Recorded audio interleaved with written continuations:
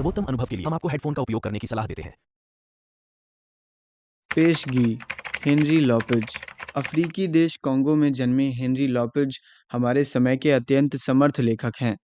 वे Congo के शिक्षा मंत्री, वित्त मंत्री एवं प्रधानमंत्री रह चुके हैं। वर्तमान में वे यूनेस्को में संस्कृति और संचार विभाग के महानिदेशक हैं। अति व्यस्त दिनचर्या एवं सक्रिय राजनीतिक जीवन के साथ साथ लोपेज ने अपने लेखकीय कर्म को भी उतनी ही गंभीरता से निभाया है। उनका लेखन विकसित या विकासशील दुनिया तथा अविकसित अफ्रीका के बीच की दूरी को दिखाता है। इस तरह उनका लेखन न केवल अफ्रीका बल्कि दुनिया की विहितर आबादी, उसके जीवन और उसकी पीड़ा का रचनात्मक साक्ष्य बनकर प्रस्तुत होता है। छोटी बच्ची ने मुंह बिचकाते हुए कहा, अच्छा नहीं है ये। कॉर्मन ने कहा, हाँ है फ्रैंकवा, देखो। यह कहते हुए कॉर्मन ने खुद संतरे का एक चीरा मुंह में डाल लिया, फिर उसने आंखें मूंद ली। छोटी लड़की उसे स्थिर भाव से देखती रही। कॉर्मन ने कहा, लो पूरा खा लो। कॉर्मन ने उसे संतरे का चौथाई भाग दे दिया। ऐसा लगा जैसे पुरोहित अपने जजमान को अर्पित कर रहा हो। लेकिन छोटी बच्ची ने गुस्से से अपना मुंह फेर लिया। अब तक 7 बज चुके थे। कॉर्मन को काम निपटाने की जल्दी थी क्योंकि वह मालकिन से अब तक नहीं पूछ पाई थी। वह अधिक तेज आवाज में बोलने लगी और कठोर दिखने लगी। फ्रैंकवा, अब खाती हो या तुम्हारी माँ से जाकर बताऊं? पर बच्ची ने एक नहीं माना। घर की मालकिन अपने पति के साथ बैठक में थी। वह ब्रिज खेलने के लिए आमंत्रित मित्रों का मनोरंजन कर रही थी। वह पहले ही कई बार कॉर्बन को मना कर चुकी थी कि जब वह अपनी कंपनी में होती है तो उसे तंग नहीं करे। ऐसे में कॉर्बन भला यह साहस जुटा पाती कि उन लोगों की मौज मस्ती में खलल डाले। उसे फटकार सुनने का डर नहीं था।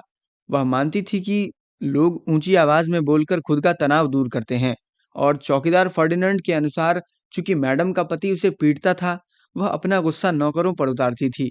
इसमें नाराजगी क्यों, शांत चित्त से इसे स्वीकार करना ही बेहतर था। लेकिन अपरिचितों एवं अन्य लोगों के सामने डांट सुनना थप्पड़ खाने से भी ज्यादा बुरा था। इसीलिए कॉर्मन ने रुकना मुनासिब समझा। और फिर मैडम को एक बुरी आदत थी। वह बच्ची के साथ इस तरह बात करती मानो वयस्क हो। वो पूछती, फ्रैंकवा मेरी प्यारी बच्ची, तुमने आज खाने में क्या लिया? और छोटी फ्रैंकवा एक एक करके सुनाती। उसे यह बताने में मजा आता कि उसने तो डेजर्ट में कुछ लिया ही नहीं, क्योंकि जो संतरे कॉर्मन ने दिए थे वह सड़े थे। और मैडम इस बात के लिए कॉर्मन को डांटती कि उसे बताया क्यों नहीं। वह भी खासकर तब जबकि उसने पहले ही चेतावनी दे रखी थी कि डेजर्ट के बिना बच्चों का आहार पूर्णतया संतुलित नहीं होता, आदि आदि। आमतौर पर कॉर्मन इन सब बातों को गंभीरता से सुन लेती। उसके गांव एवं पूरे माकिलेले में सिर्फ इस बात की अहमियत थी कि बच्चे का पेट भर जाए और वह भूखा नहीं रहे। इसके अतिरिक्त यदि उन्हें संतुलित आहार की चिंता होती तो उसका कभी अंत नहीं होता। पर कॉर्मन को हरगिज नहीं भूलना चाहिए कि वह मालकिन से नहीं पूछ पाई थी। उसके सामने सिर्फ एक चारा था, वही करना जो उसे खिलाने के लिए उसकी माँ करती थी। सो एक हाथ से उसने बच्ची का मुंह खोला और दूसरे से फल का वह टुकड़ा उसमें ठूस दिया। फ्रैंकवा चीख पड़ी। इसका अंदाजा तो यही था कि वह चिल्लाती रही। गुस्से से उसका गला बैठ गया। गलियारे में टाइल से बने फर्श पर धमधम हथौड़े पीटने की आवाज आ रही थी। यह आवाज मैडम की कदमों की थी, जो दौड़ी चली आई। कॉर्मन की जीत हुई। मैडम ने कहा, यहाँ क्या हो रहा है? कॉर्मन ने कहा, मैडम वह नहीं खाना चाहती है। ओह, जबरदस्ती नहीं करो। बेचारी छोटी सी बच्ची, उसके लिए रेफ्रिजरेटर से कुछ अंगूर लाकर दो, उसे अंगूर पसंद है। मैडम ने छोटी बच्ची के सिर पर प्यार से हाथ फेरा और उसे कई बार चूम लिया। कॉर्मन यूरोपियन तरीके की डेजर्ट लेने चली गई। जब वह वापस आ रही थी तो मैडम से उसकी मुलाकात हॉल में हो गई। वहां उसने मन की बात छेड़ ही दी, पर उसे लगा कि यह बहुत उचित अवसर नहीं था। फ्रैंकवा मजे में अंगूर खा गई। अंगूर निश्चय ही अच्छे रहे होंगे, क्योंकि यह बातूनी लड़की चुपचाप शांत होकर उन्हें खा रही थी। उनका स्वाद जानने के लिए एक दिन कॉर्बन को कुछ अंगूर चुराकर रखने ही होंगे। छोटी लड़की खाने में व्यस्त रही, और इस बीच कॉर्बन ने अपने गालों पर लुढ़क आए आंसुओं को पोंछ लिया। उसके दिल में इस बच्ची के लिए ममता भरी थी। कॉर्मन उसके साथ तब से थी जब वह सिर्फ 2 महीने की थी। व्यवहारतः उसने ही तो बच्ची को पाला था। यहाँ तक कि यदि वह काम छोड़ भी दे या मैडम उसकी छुट्टी भी कर दे तो भी समय समय पर आकर फ्रैंकवा को बड़ी होते देखने से वह खुद को रोक नहीं पाएगी। कॉर्मन उस पर आना दो आना तक खर्च कर आई, फिर उसके कपड़े बदले और बिस्तर पर लेटा दिया। तब तक 7:30 बज चुके थे। रात हो चुकी थी। मकेले पहुंचने के लिए उसे अब भी 1 घंटा चलना पड़ेगा। लेकिन फ्रैंकवा नहीं चाहती थी कि उसकी आया उसे छोड़कर जाए। वह झुंझला देने वाली अपनी जिद्दी आदत पर अड़ी रही। वह चाहती थी कि कॉर्मन उसे एक लोरी सुनाकर सुला दे। सो जा बच्ची सो जा बच्ची सो जा। इसके बाद उसे दूसरा गाना होता। वैसे तो दूसरी लोरी सुनते-सुनते बच्ची सो जाती, पर उस शाम 3 गानी पड़ी। कॉर्मन गाती रही पर उसका ध्यान कहीं और था। वह फ्रैंकवा के बारे में सोचती रही, जिसे वह अपनी संतान की तरह ही प्यार करती थी। वे दोनों एक ही उम्र के थे, पर कितने भिन्न। फ्रैंकवा एकदम निडर थी। वह बेहिचक बड़े बुजुर्गों के साथ बात करती थी, नौकरों पर हुक्म चलाती थी और अभी से कपड़े पसंद करने में नाक भौं सिकोड़ती। पर उसके बेटे हेक्टर की बोली नहीं फूटती। वह लजालू था, पर अजनबियों से दूर रहता। अभी से उसकी आंखों में उदासी छाई थी। फिर भी दोनों बच्चे एक ही पीढ़ी के थे, एक ही भाषा बोलते थे।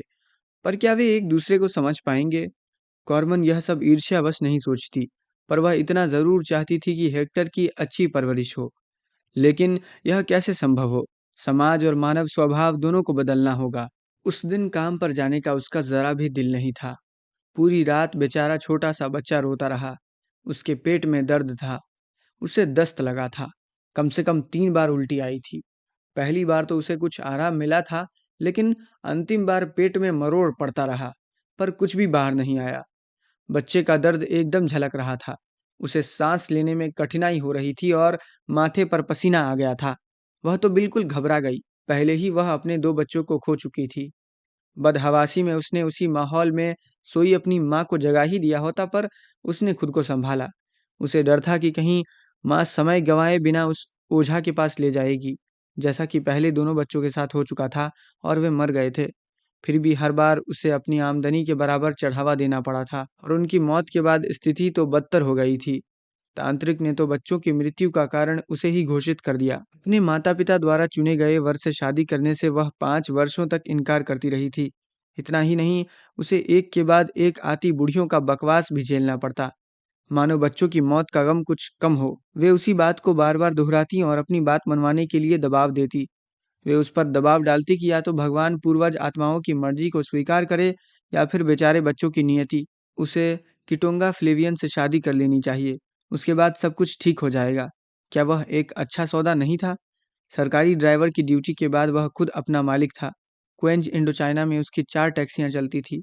एक दुकान एवं एक बार भी थे। किटोंगा उसका भार उठा लेगा। उसे और काम करने की ज़रूरत नहीं पड़ेगी। पर हाँ, उसे पहले से ही 2 बीवियां थीं। उनमें से एक बेकांगो में थी, तो दूसरी क्वेंज में बार चलाती थी। वह ये सब सोच ही रही थी कि इतने में उसके बेटे ने बुलाया। वो उसकी चटाई पर सोना चाहता था। उसे अकेले में डर लगता था। क्या वह सुबह तक बचेगा? कुछ बच्चे बीमार पड़ते हैं तो उनके माता-पिता तुरंत फ़ोन उठाकर नंबर डायल करते हैं तथा सीधे डॉक्टर के पास पहुंच जाते हैं। डॉक्टर वह सब करता है जो आवश्यक होता है या उन्हें भरोसा दिलाता है, पर गरीब लोग नहीं। सबसे नज़दीक वाले दवाखाने रात में बंद रहते हैं और अस्पताल में जिस नर्स से पाला पड़ता है वह बदमिजाज होती हैं। वह हंगामा कर देती है क्योंकि लोग उसे नींद से उठाने की ज़रूरत करते हैं। जहाँ तक किसी डॉक्टर के पास जाने का सवाल है, शहर के अच्छे भाग में रहने वाले लोग रात में किसी ऐरे-गैरे के लिए दरवाज़ा भी तो नहीं खोलते। और फिर वह ख़्याली पुलाव ही तो पका रही है। किसी प्राइवेट डॉक्टर से दिखलाने में पैसे भी तो लगते हैं। आखिरकार सुबह होते-होते बच्चा सो गया। जहाँ तक कॉरमन का सवाल था, उसे उठकर काम पर जाना था। उसे प्रतिदिन मकेले-केले से मिप्ला तक 2 घंटे अवश्य चलना पड़ता। चूँकि उसकी मालकिन उसे 7:30 से पहले पहुँचने को कहती। समय का अंदाज़ा आसानी से लगाया जा सकता था। थकान के कारण वह बिस्तर में लेटे रहना नहीं चाहती थी।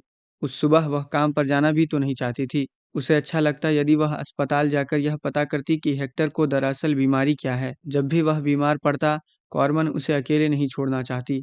उसका दिल बेचैन हो जाता। एक बार जब वह उसे काम पर ले गई तो मैडम ने साफ शब्दों में कह दिया कि उसे अपने बेटे को नहीं बल्कि फ्रैंकवा की देखभाल के लिए पैसा मिलता है। कॉरमन को पता था कि उसकी माँ एवं अन्य महिला रिश्तेदार हेक्टर को डॉक्टर के पास ले जाएंगे। उसका कबीलाई परिवार बड़ा है, जहाँ किसी भी हाल में एक बच्चा कभी अकेला नहीं रहता है। पर फिर भी वह मानती थी कि बच्चों की सबसे अच्छी परवरिश उसकी माँ के द्वारा होती है, जिसे हमने जन्म दिया है। बीमारी की दशा में उसे ही हमारी सबसे अधिक आवश्यकता होती है।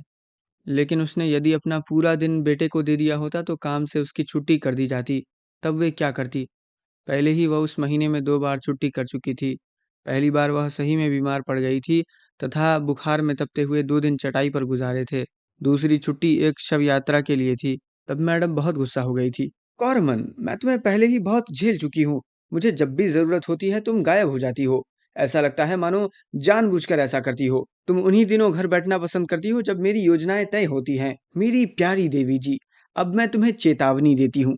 तुमने इस महीने में यदि अब एक दिन भी छुट्टी की तो तुम्हें कहीं और काम ढूंढना होगा। वह कैसे समझाए? कॉर्बन ने तो पूरी कोशिश की, पर गोरे लोग ये तो समझते हैं कि हम जब भी काम पर नहीं आते तो उसकी वजह होती है आलस। हेक्टर के इतने बीमार होने के बावजूद वह आज काम पर आई। दोपहर में उसकी बहन ने कहलवा भेजा कि डॉक्टर ने कुछ दवाइयाँ लिखी हैं। हमेशा की तरह फिर वही बात, वह पैसे कहाँ से देगी? पर हेक्टर का ठीक होना ज़रूरी है। और उस शाम कॉर्बन उस छोटी सी लड़की के लिए गा रही थी जिसके पास सब कुछ था। उसके माता-पिता जेंटलमैन एवं लेडीज के साथ ताश खेलने में मशगूल थे। फ्रैंकवा के सो जाने के बाद कॉर्मन रसोई में चली गई। मेहमानों की ब्रिज का खेल खत्म होने तक उसे प्रतीक्षा करनी थी। वह बूढ़े चौकीदार फर्डिनांड के साथ बात कर समय बिताने लगी। उसे ऐसा करना सामान्यतः अच्छा लगता था। इससे उसका दिल हल्का हो जाता तथा चिंता कुछ कम हो जाती। वे अपने मालिकों की खामियां एक दूसरे को सुनाते। फर्डिनंड आम तौर पर आंखों देखी सुनाते वक्त मालिकों की नकल भी उतारता। कार्मेन खूब हंसती, पर उस शाम वह गुमसुम रही और फर्डिनांड ने उसे इस पर टोका भी था। मैडम आखिरकार रसोई में आई। मैडम ने कहा, कॉर्मन, तुम अभी तक गई नहीं? यह सबसे कठिन घड़ी थी। कॉर्मन ने कहा, मैडम मुझे कुछ रुपए चाहिए। मैडम ने कहा, क्यों? रुपए तो मैंने 10 दिन पहले ही दिए थे। कॉर्मन ने कहा, मेरा बेटा बीमार है, उसे दवाई चाहिए। मैडम ने कहा, लो, जरा इनकी बात सुनो। तो अब मैं जन कल्याण कोष बन गई हूँ। इनके पति नहीं हैं, पर बच्चे हैं। उन बच्चों की देखभाल तो करती नहीं। कॉर्मन ने कहा, मैडम गोरे लोगों का मानना है। मैडम ने कहा, तो तुम्हारा बच्चा बीमार है, होगा ही। तुम मेरी बात जो नहीं सुनती। मैंने तुम्हें बार बार कहा है कि उसे सही ढंग से जरूर खिलाओ। तुमने कभी ऐसा किया? कॉर्बन ने कहा, नहीं मैडम। मैडम ने कहा, नहीं, बिल्कुल नहीं। तुम्हारे सड़े पुराने मेनियक से उसका पेट भरना आसान जो है। कॉर्बन क्या जवाब देती? यह कहती कि मैडम द्वारा बनाया गया आहार देने का उसने प्रयास तो किया था, परंतु मैडम को इस बात का एहसास ही नहीं था कि कॉर्बन के मासिक तनख्वाह का 3 गुना वह अपने पति, बच्ची, स्वयं एवं अपनी बिल्ली को सिर्फ एक सप्ताह खिलाने पर खर्च करती है। यदि वह मैडम को यह बात कहती तो बदतमीजी के लिए उसे काम से हाथ धोना पड़ता। मैडम ने कहा, पर जो कुछ भी हो, शाम के इस वक्त मेरे पास पैसे बिल्कुल नहीं हैं। तुम जंगली लोग कब यह समझोगी कि पैसा पेड़ पर नहीं उगता? तुम रुपए को अलग अलग मद बनाकर उन्हें बचाना कब सीखोगी? और मैडम देर तक इसी तरह बोलती रही। कॉर्मन उसकी सब बातें नहीं समझ पाई। दरअसल जब कोई तेजी से फ्रेंच बोलता है तब मन ही मन अनुवाद करने के लिए उसे पर्याप्त समय नहीं मिल पाता है और वह तालमेल नहीं रख पाती, केवल सिर हिलाई जाती है। इस बार भी उसने वही किया। शायद इसी से मैडम कुछ नरम पड़ी। जो भी हो, उसने कॉर्मन के कुछ एस्पिरिन दी और अगले दिन 500 फ्रैंक देने का वादा किया। आखिरकार बेचारी कॉर्मन वहां से चल पड़ी। मकेले-केले तक का पूरा सफर उसने पैदल तय किया। मकेले-केले मेपला से दूर था। यह दूरी करीब उतनी ही थी जितनी कि उसके अपने गांव से वह स्कूल जहां वह पढ़ने जाती थी। रास्ते में सोचने के लिए उसके पास ढेर वक्त नहीं होता। कॉर्मन दौड़ना चाहती। उसे लगता मानो हेक्टर को उसकी सख्त जरूरत थी, पर वह दौड़ नहीं पाती। रात भर सो नहीं पाई थी और फिर खाने में एक स्लाइस मेनियक के अलावा कहाँ कुछ लिया था। अचानक उसने महसूस किया कि हेक्टर उसे बुला रहा था। बेचारा छोटा हेक्टर, बड़ा होकर क्या वह मुझे चाहेगा? दोनों की जिंदगी के लिए पूरे दिन उसे अकेला छोड़ना मेरी मजबूरी ही तो है। शायद वह कोसे भी। मुझे भी पछतावा है कि मैंने उसे देखभाल के बिना इतनी देर तक छोड़ दिया। हाँ, मुझे गोरे लोगों की दवाई और उनकी साख में विश्वास है, लेकिन यदि माँ आज रात को ओझा के पास जाने के लिए कहती है, मैं मना नहीं कर पाऊंगी। और वह मैडम की कहीं बातों में खो गई। वे वाकई एक दूसरे को कभी नहीं समझेंगे। कॉर्मन अपने बच्चे की तुलना में मालकिन के साथ अधिक समय बिता चुकी थी। मैडम ने पूरे विश्वास के साथ अपनी बच्ची को कॉर्मन के जिम्मे लगा दिया था। फिर भी कॉर्मन मैडम की प्रतिक्रियाओं को नहीं जान पाई थी। कॉर्मन की दिमागी उथल-पुथल भी तो मैडम की कल्पना से परे थी। वह तो नौकरानी की दुनियादारी की दिक्कतों से बिल्कुल बेखबर थी। कॉर्मन उसकी नज़र में एक गैर जिम्मेदार और अल्हड़ औरत थी। कॉर्मन सोचती रही, पता नहीं कैसे उम्मीद करती हैं कि 5,000 फ्रैंक प्रति माह में से कुछ बचत करूं। पिछले माह उन्होंने सिर्फ 4,000 फ्रैंक दिए। विगत 6 महीनों से वह 500 फ्रैंक प्रति माह काट लेती हैं ताकि मैंने जो घड़ी खरीदी उसकी कीमत चुकाई जा सके। यह मेरी एकमात्र फिजूल खर्ची थी। इसके बाद बिरादरी के टॉन्टाइन में 1,000 फ्रैंक, माँ को 1,000 फ्रैंक और फिर महीने भर के लिए आई चाची एवं चचेरे भाई बहनों की तीमारदारी के लिए 1,000 फ्रैंक। मेरे पास सिर्फ 1,000 फ्रैंक बचे। और 1,000 फ्रैंक की क्या कीमत। मैडम खाने पर प्रतिदिन उतना खर्च कर देती हैं। सड़क की मध्यम रोशनी में गाड़ियां गुजरती रही। सामने से आने वाली गाड़ियों की हेडलाइट उसकी आंखों को चुंधिया जाती। पीछे से आने वाली गाड़ियों से टकराने से वह बाल बाल बचती, पर कोई भी उसे लिफ्ट देने के लिए नहीं रुकता। हालांकि वह भाली भांति जानती थी कि उनमें कम से कम आधी गाड़ियों को उसकी तरह ही कोई काला चला रहा था। पर आज के दौर में जिसकी जैसी मर्जी। ओह काश कल मैडम को दवा के लिए पैसा देना याद रहे। बीजा स्ट्रीट के नज़दीक आते ही रात की शांति को चीरती महिलाओं के क्रंदन की आवाज़ उसके कानों में पड़ी। मोआना मोनोऊ में केकेंदा है, हेक्टर है, मोआना मोनोऊ में केकेंदा है। वह समझ गई। दवा या ओझा, काफ़ी देर हो चुकी थी। ओह मेरा बेटा गुजर गया। ओह मेरा हेक्टर। ओह मेरा बेटा गुजर गया।